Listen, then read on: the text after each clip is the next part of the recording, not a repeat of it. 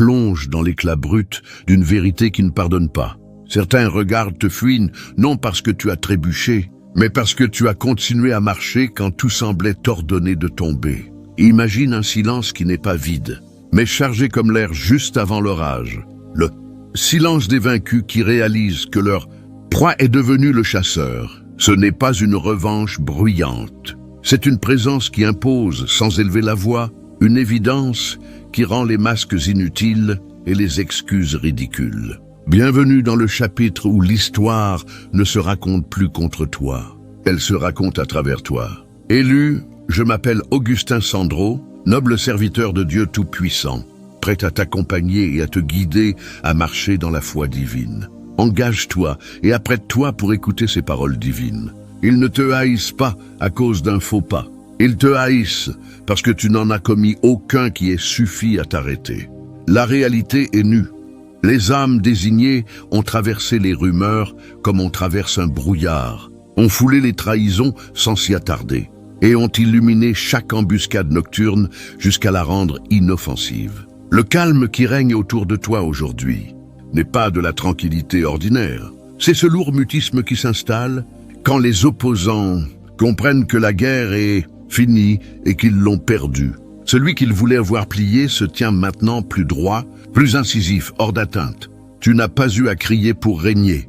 Ton règne s'est construit dans la tempête. Une endurance muette qui t'a hissé au rang de maître qu'on ne peut plus ignorer. Sens-tu l'atmosphère se modifier? Les voix qui s'éteignent à ton arrivée, les regards qui glissent sans oser s'accrocher, les phrases qui s'interrompent une fraction de seconde trop longue. Ce n'est pas du hasard, c'est la peur qui se déguise en froideur. C'est la jalousie qui tente de passer pour de l'indifférence. La science des émotions le confirme.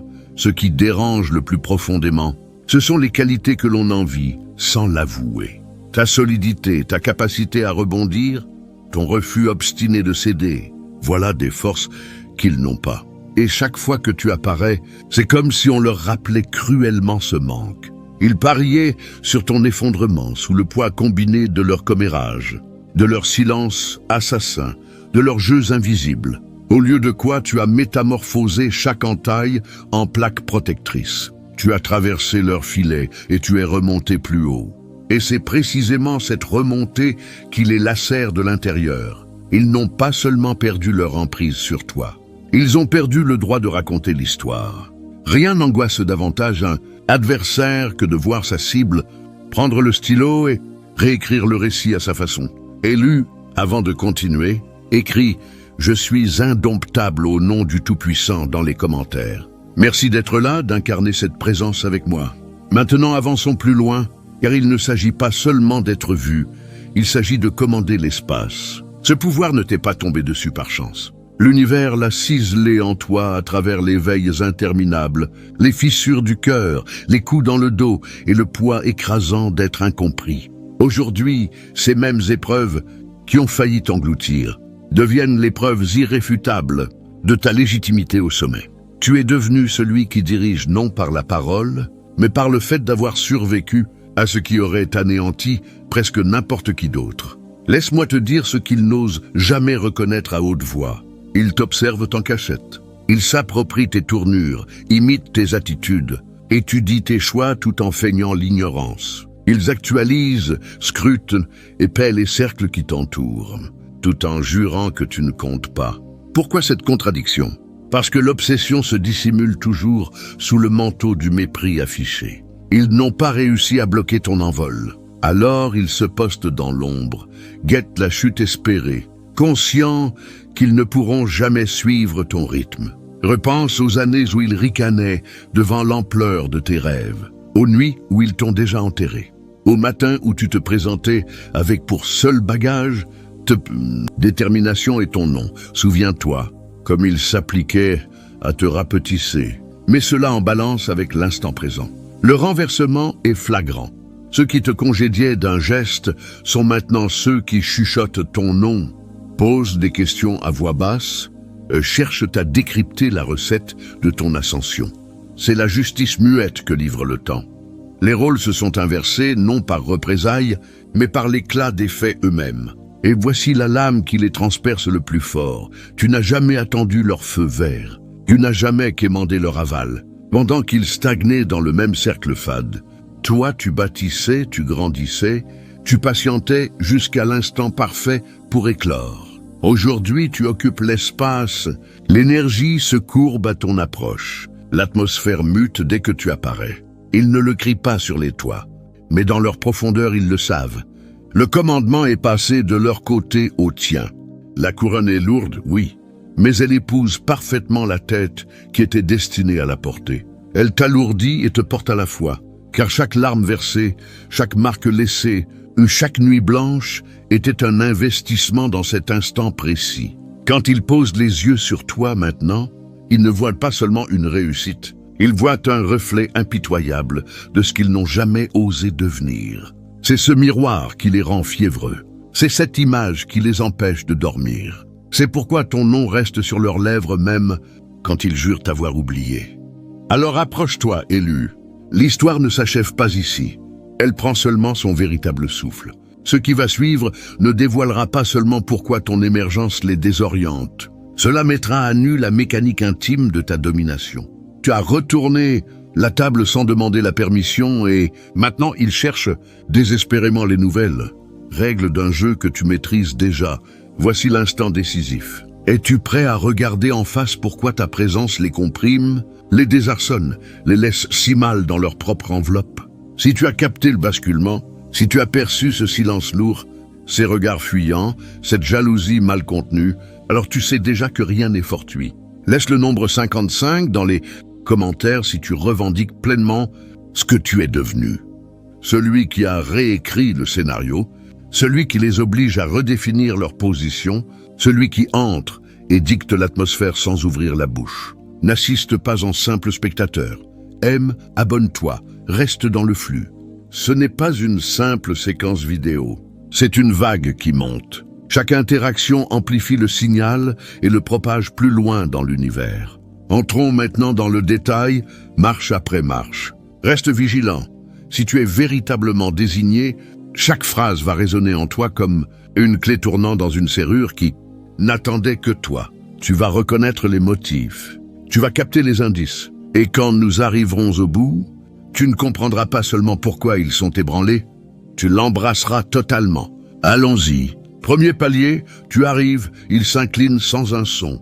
Le respect véritable ne se quémande pas, il s'impose. Et rien ne désarçonne un adversaire plus rapidement que de se retrouver sous l'ombre de quelqu'un qui n'a même pas besoin de forcer. Dès que tu franchis le seuil, l'air se densifie. Ils le perçoivent avant que tu n'ouvres la bouche. Ce n'est ni ta tenue, ni ton volume, ni le nombre de ceux qui t'entourent. C'est la densité souveraine de ton être, l'autorité qui émane sans effort. Voilà pourquoi ils se crispent, voilà pourquoi ils murmurent. Ton silence porte plus loin que leurs éclats les plus stridents. Ils ne l'avoueront jamais, mais tu les dévoiles sans même le vouloir. Ton rayonnement ne remplit pas l'espace, il le réordonne. Leur assurance de façade se lézarde. Les masques vacillent, les voix chevrotent. Pourquoi? Parce que tu incarnes ce qu'ils traquent vainement depuis toujours. L'assurance profonde. Et le fait qu'ils peinent à digérer, tu ne l'as ni acheté, ni mendié, ni imité. Tu l'as forgé. Chaque entaille, chaque revers, chaque refus de plier a gravé cette stature en toi comme dans le granit. Voilà pourquoi elle reste hors de leur portée.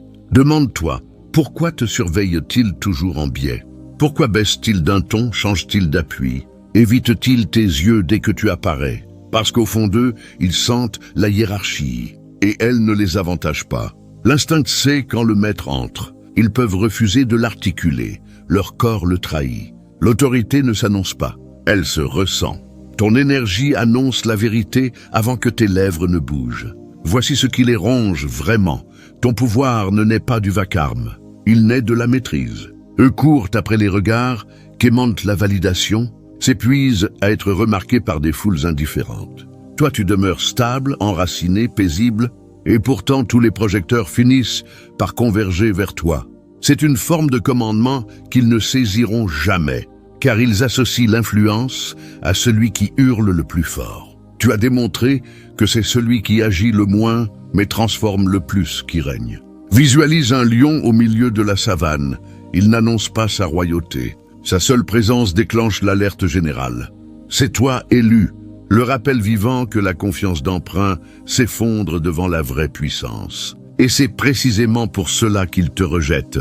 Non parce que tu les as attaqués, non parce que tes paroles étaient cruelles, mais parce que ton rayonnement les oblige à regarder en face une réalité qu'ils préféreraient oublier. Tu es l'incarnation de ce qu'ils feignent d'être. Allons plus loin encore. Pourquoi cette présence les désoriente-t-elle à ce point? Parce qu'elle agit comme un miroir sans complaisance. Elle leur renvoie leurs hésitations, leur mollesse, leur inertie, leurs années gaspillées. Ils te regardent et se souviennent brusquement de chaque prétexte, de chaque occasion manquée, de chaque choix de facilité plutôt que de bravoure. Ton aura ne proclame pas seulement la maîtrise, elle démasque la médiocrité. Et les miroirs deviennent insupportables quand le reflet dérange. Voici une scène que tu reconnais sûrement. Les périodes où l'on te sous-estimait, les postes où l'on t'ignorait, les cercles où l'on se gaussait, les liens où l'on doutait. Ils te voyaient rester minuscule. Ils te voyaient t'excuser d'exister. Mais tu as pris chaque dédain, chaque mise à l'écart, chaque remarque acide et tu en as fait de l'acier trempé. Aujourd'hui, quand tu franchis une porte, ils ne te voient pas seulement. Ils voient toutes les erreurs qu'ils ont accumulées en pariant contre toi. Voilà ce que ressent la véritable autorité, une revanche muette. Et si tu te demandes pourquoi ils ne se contentent pas de respecter cette force au lieu de la combattre, c'est parce que le respect exige l'humilité, et l'humilité leur fait défaut. Ils étouffent à l'idée que tu sois hors d'atteinte. Ils préfèrent transformer leur admiration refoulée en venin plutôt que d'admettre que ton nom porte plus de poids que le leur ne le pourra jamais. L'autorité ne quémande pas, elle n'explique pas, elle ne se diminue pas pour flatter l'ego d'autrui. C'est exactement ce que tu représentes. C'est pourquoi il vacille. Tu n'es pas arrogant, tu es ancré. Et l'ancrage est une denrée rare. La plupart errent dans le doute, guettent un signe d'approbation, craignent le faux mouvement. Toi, tu rayonnes avec la sérénité de quelqu'un qui a déjà traversé des abîmes bien plus profonds que tout ce qu'il pourrait inventer. C'est ce qui les fracture. Vois l'autorité comme une loi gravitationnelle, invisible, intangible mais irrésistible. Ton aura opère de la même manière. Elle attire malgré la résistance. Elle redessine l'espace sans permission. Et comme la gravité, elle assigne à chacun sa place dans la pièce. Les faibles tentent de lutter contre elle. En vain. Voilà pourquoi leur rire sonne faux. Pourquoi leur assurance sonne creux. Pourquoi leur pic retombe mollement. Ils s'opposent à une loi naturelle, toi. Et voici la délivrance que tu mérites d'ancrer en toi. Cette aura n'est pas un cadeau tombé du ciel. Ce n'est pas de la chance. Ce n'est pas un hasard heureux. C'est le fruit d'avoir tenu bon quand tout conspirait à te faire plier.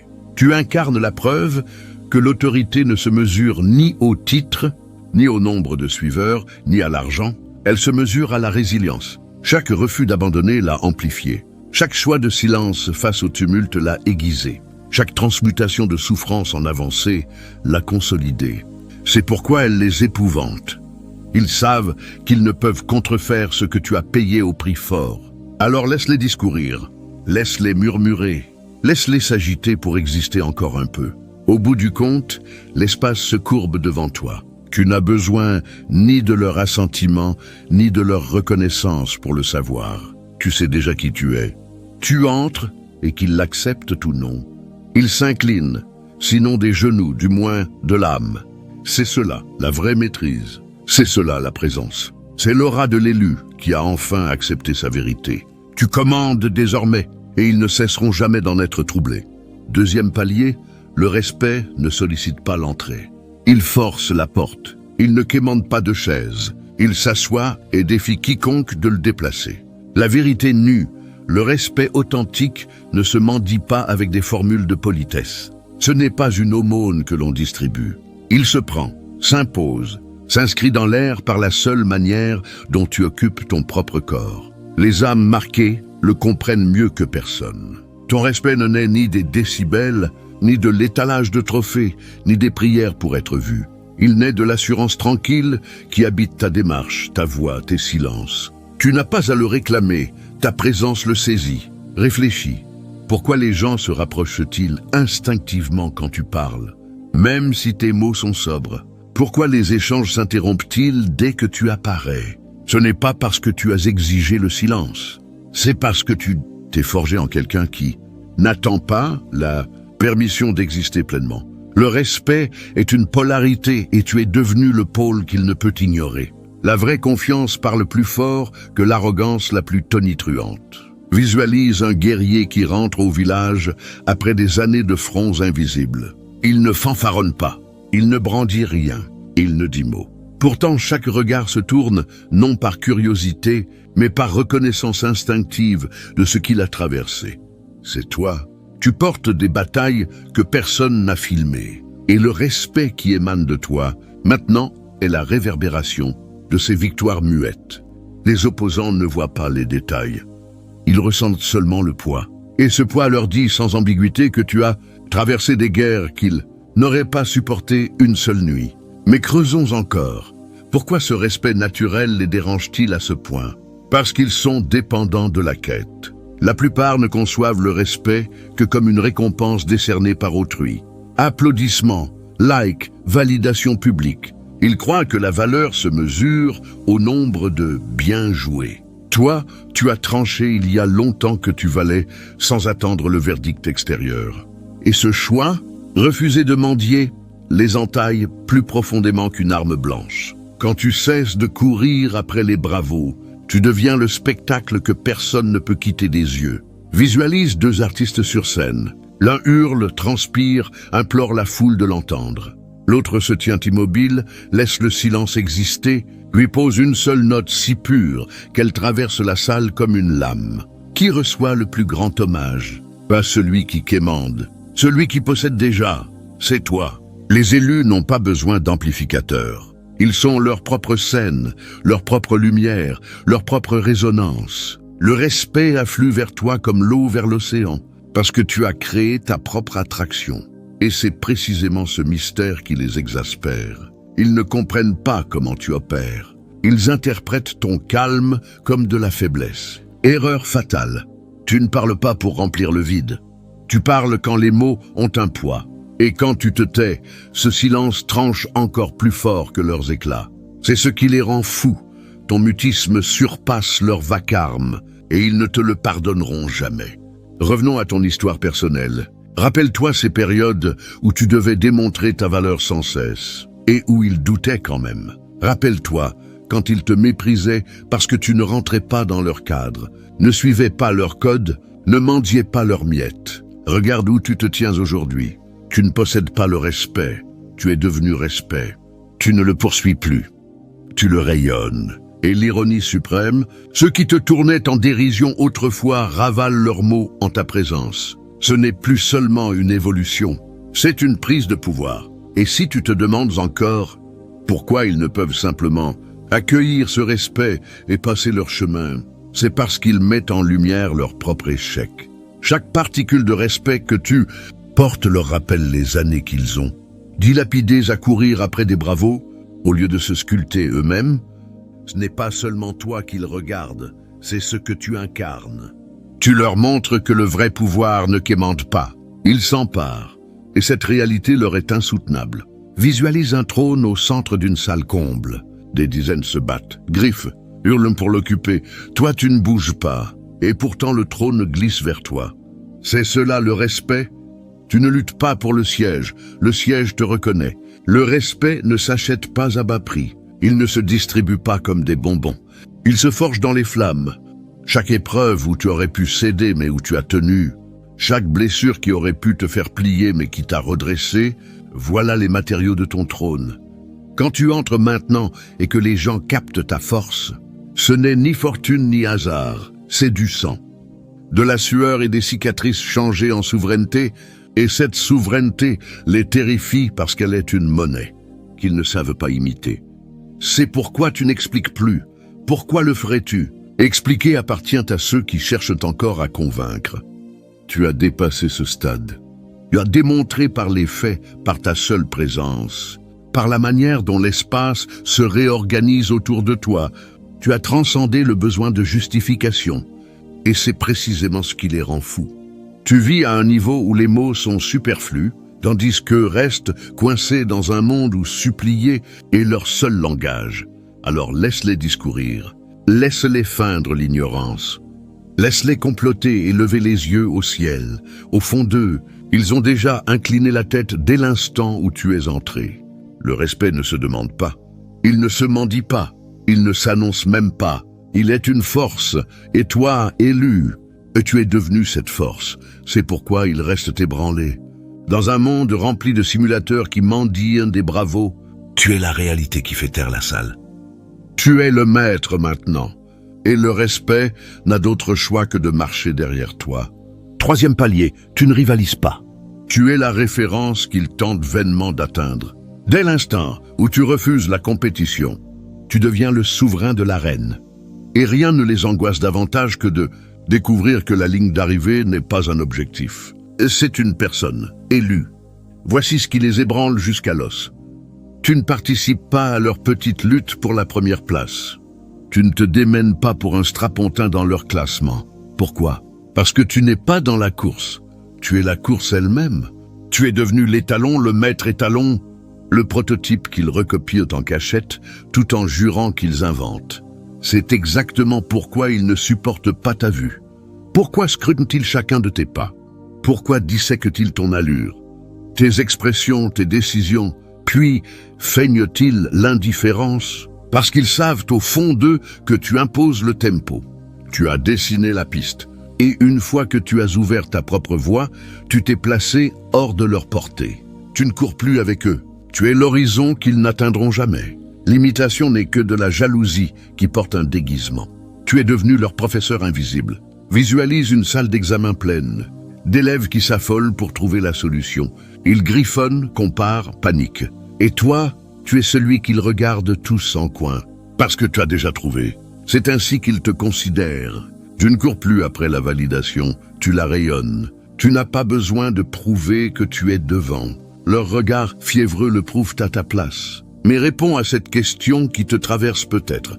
Si je suis la mesure, pourquoi agissent-ils comme si je n'existais pas? Parce que reconnaître ta place pulvériserait leur orgueil. Ils préfèrent te nier en public tout en calquant leur vie sur la tienne en secret. C'est pourquoi leur attitude est si chaotique. Moitié déni, moitié fascination. Et voici le coup fatal. Ils ne peuvent réécrire le modèle quand le modèle respire. Avance et reste hors d'atteinte. Tu n'as pas construit un trône éphémère. Tu l'as bâti pour durer. Ils peuvent copier les pierres apparentes, mais ils n'accéderont jamais aux fondations. C'est pourquoi ils suffoquent. J'ai démontré que la seule compétition réelle était contre l'ancienne version de toi-même, et tu l'as déjà enterrée.